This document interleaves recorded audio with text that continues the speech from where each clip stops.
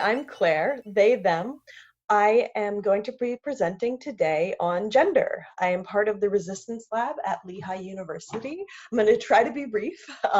There is so much to learn, and I highly recommend you go and learn more on your own. At the very end of the presentation, I have some resources for you to go and learn so much more. It's best if you think of this as a lifelong learning process because there's always ways we can deepen or expand our ways of understanding gender, and it's always changing and our relationship to it is changing as well. So I encourage you to think of this as a very small step in a much bigger journey. I also want to encourage you to pause at any time to maybe take some more in or look something up or maybe like read a full slide because I'm going to try to go pretty quickly. I want to begin with a brief land acknowledgement. I would encourage you to look up land acknowledgements if you don't know what this is and why this is done.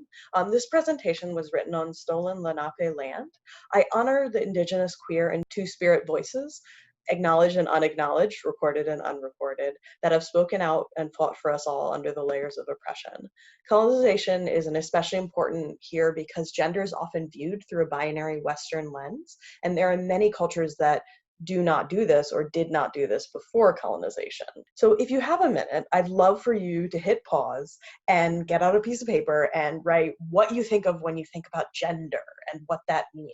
So often people go their entire lives with kind of assuming what gender is and what it means and never really take the time to look at it for themselves or think of what it means to them. So I want to really be clear. I do not speak for everyone. Gender is very complex. I have different thoughts and opinions from other people. And also, words are complicated and ever changing, and there's no person who is an expert really on gender because it's always changing and society is always changing and our ideas of gender are always changing and our personal gender identities are always changing. So there's no really way to ever truly get this down. You can get like a base level of knowledge, which is really important, and I please do that by doing things like watching this. And really quickly, I want to talk about discomfort because when we learn about new things that maybe we see as we didn't do it right, sometimes we get really uncomfortable and we are like, no, that must mean I'm a bad person. It's not about you. And if you start to feel discomfort,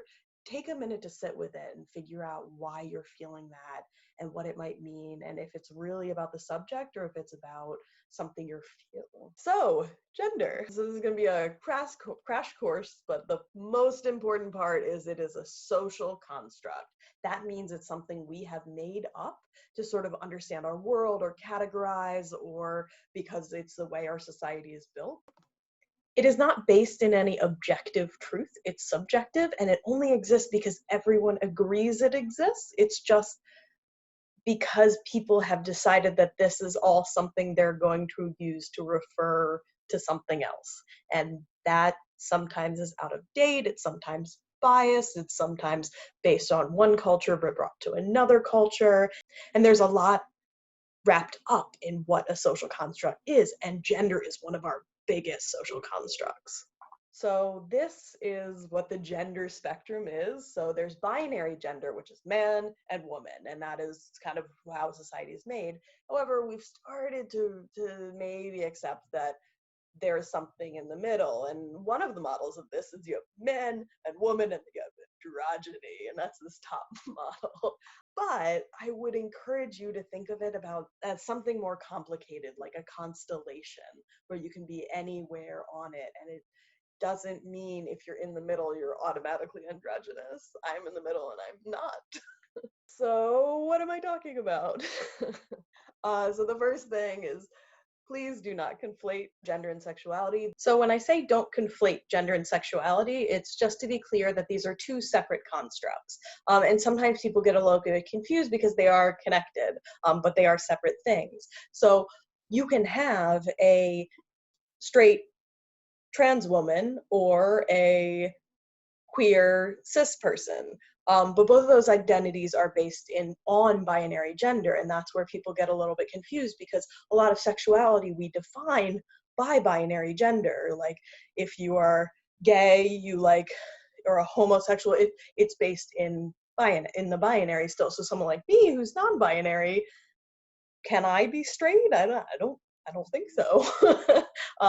So that's where it gets a little complicated. But the reason I'm mentioning this is because it's a microaggression that happens sometimes, or people are lumped together in a way that doesn't make sense because they have different needs, because your gender is who you are and your sexuality is who you're attracted to, and those are very different things. So if you kind of make the assumption that people have the same needs with those different identities, that can create problems. Or if you make assumptions about someone's identity based on another identity, that can make a problem too. Let's say you assumed all women were Muslim.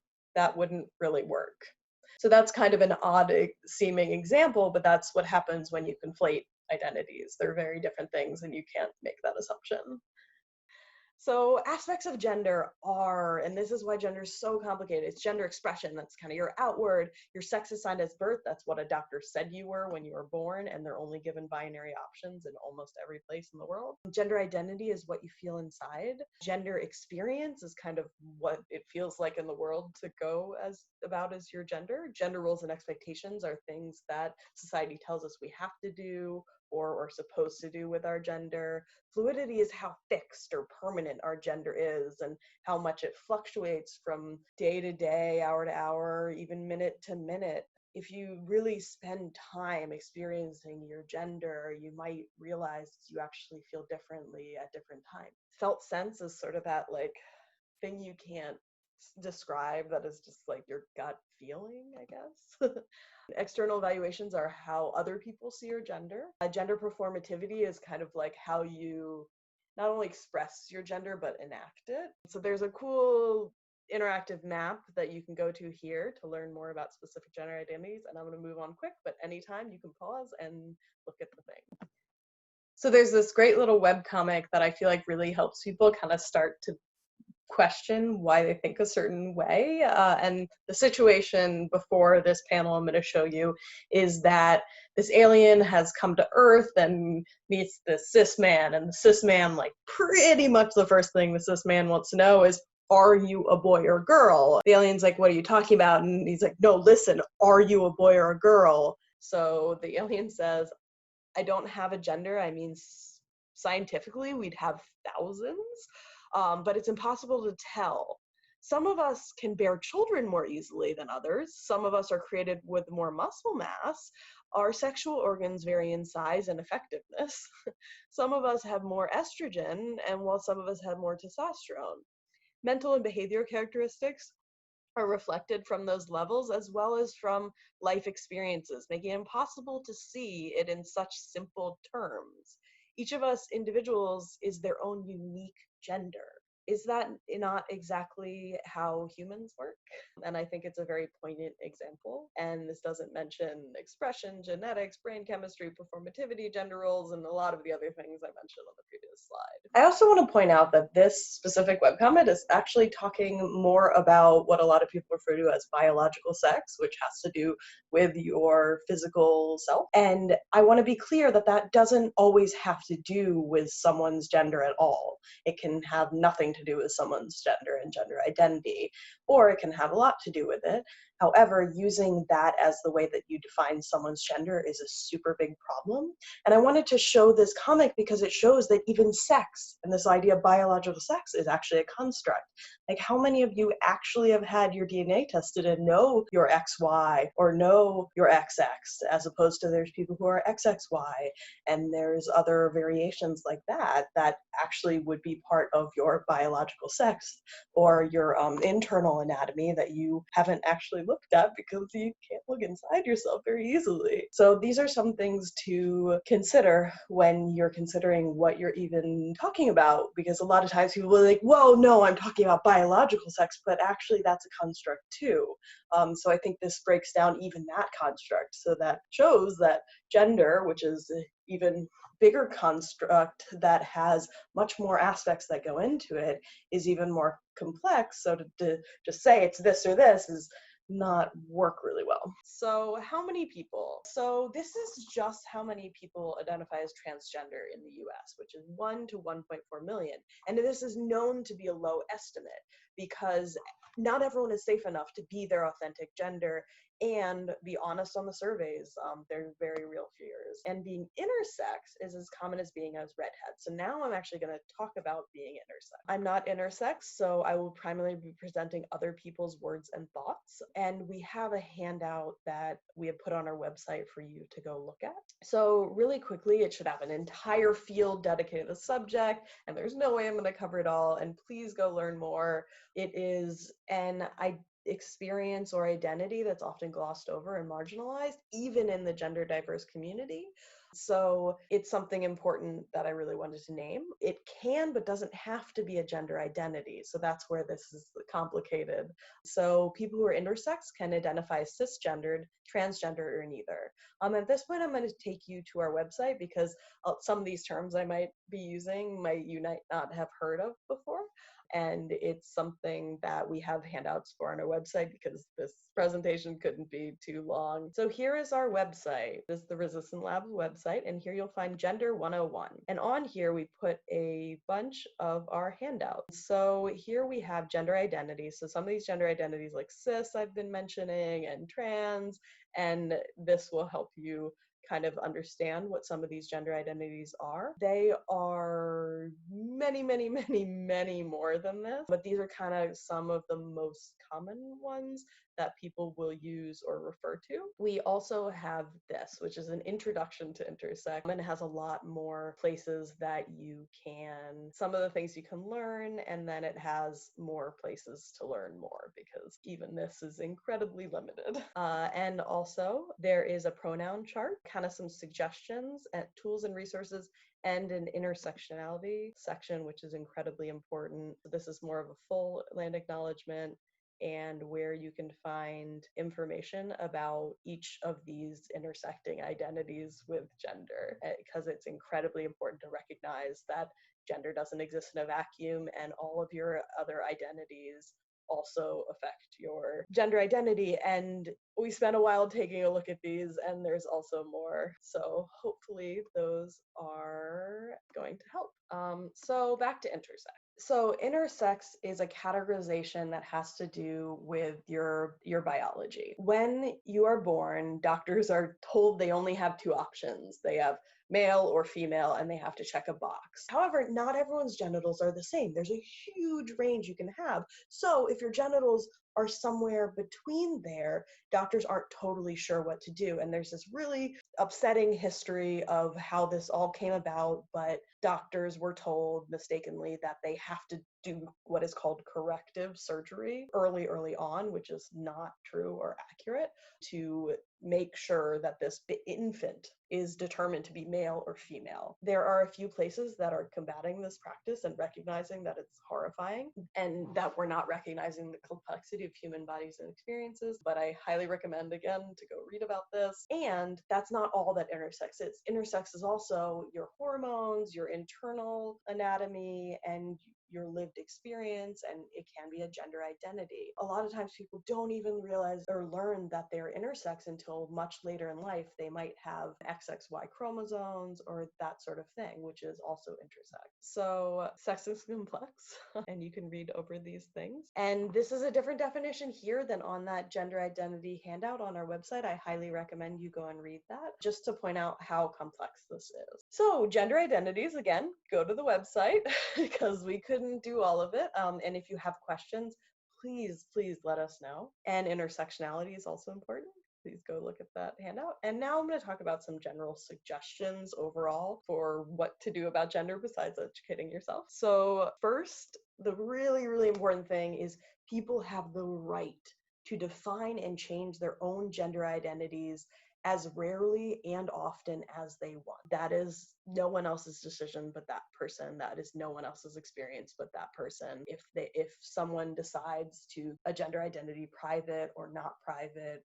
it is entirely their decision. And people have different levels of comfort and discomfort talking about this stuff, and try to be aware of power dynamics when you want to talk to someone about their gender identity and pronouns. If you have power over them, they might not feel like they have an option not to talk about it. So if you're a boss or a teacher or a parent, to be really careful with how you approach this stuff. Also, representation really matters.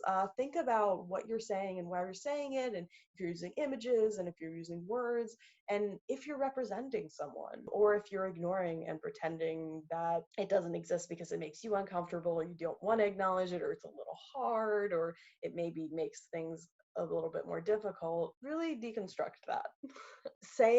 So this is kind of similar to kind of like Black Lives Matter versus All Lives Matter. Telling someone you don't care about their gender identity and you value all genders might sound nice at first, but it's invisibilizing.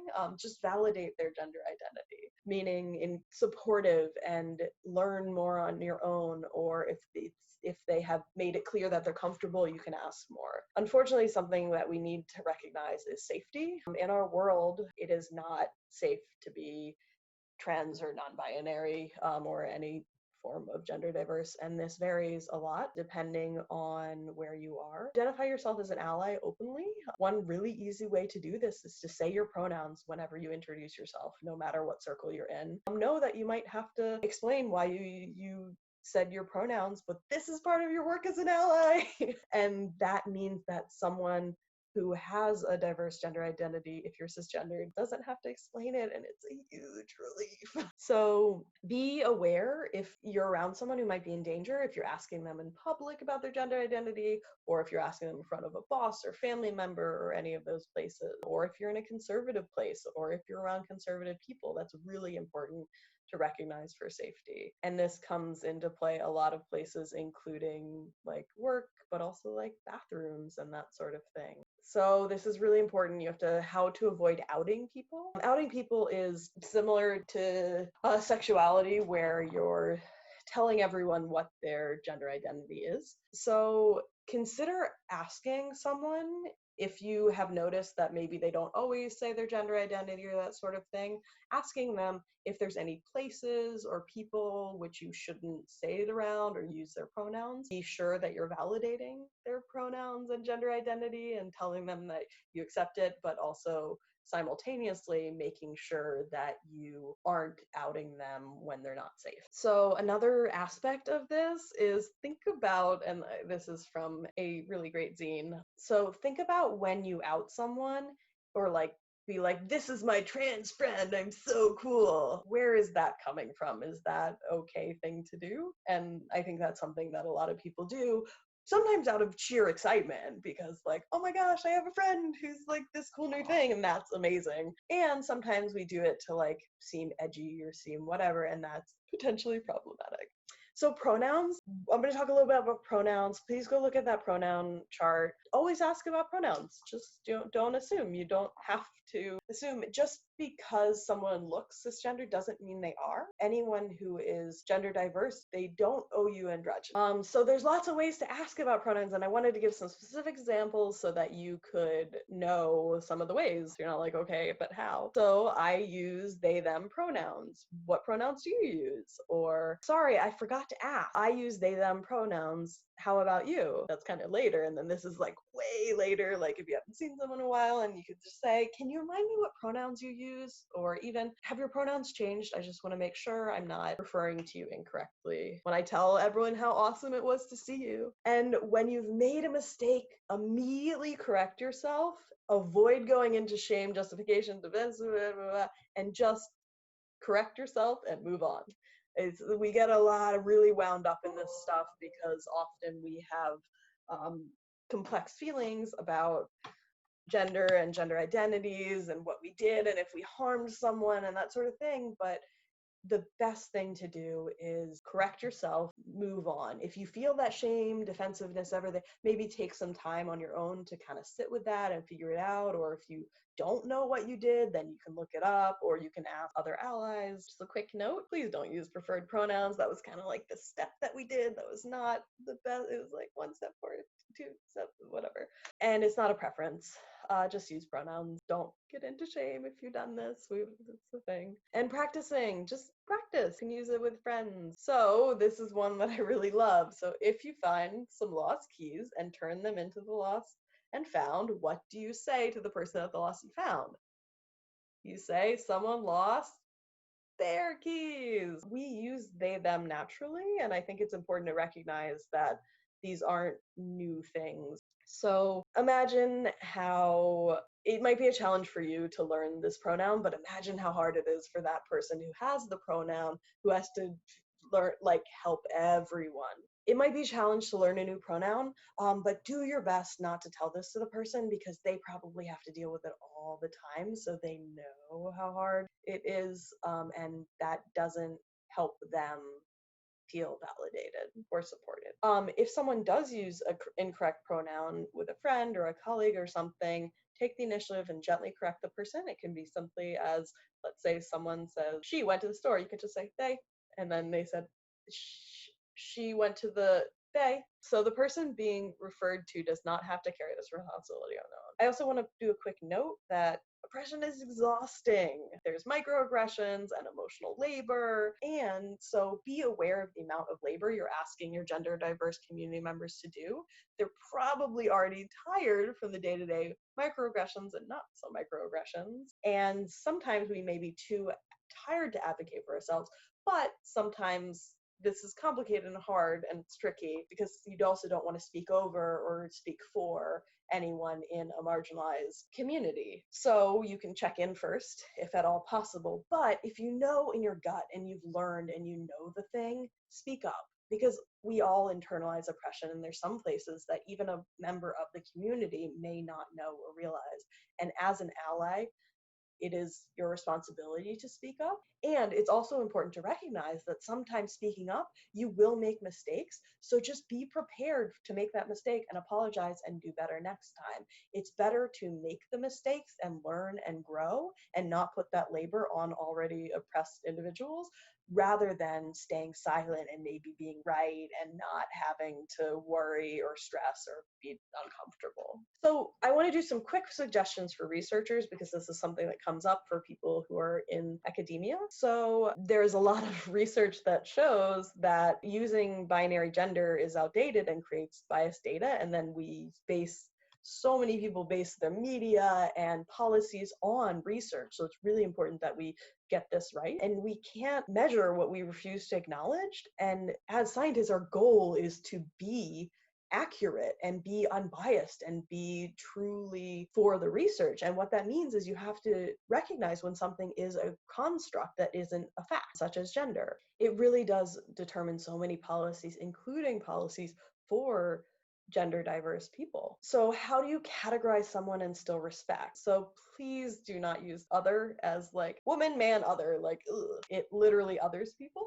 Try to, if you can, include many gender identities, and let people select as many that apply, because you might have multiple gender identities and some of those are umbrella terms and some of them are individual identities. You can also have an option that's, and I please have one that's kind of a my gender identity isn't here, or additional gender identity as well. So if you're studying something that affects people with a specific gender identity, take some time to figure out what that means. What is it you mean when you say women? Do you mean cis women?